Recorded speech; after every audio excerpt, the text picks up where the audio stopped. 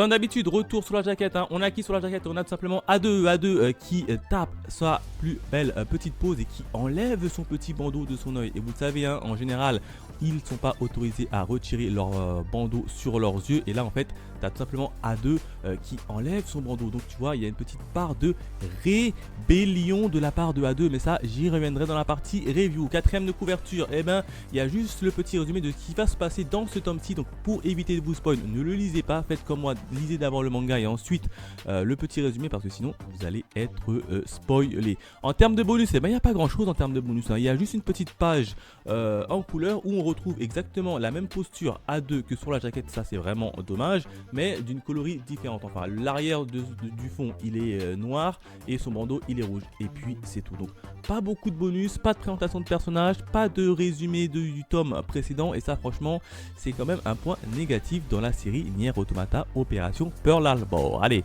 on s'attaque directement à la partie review du dernier.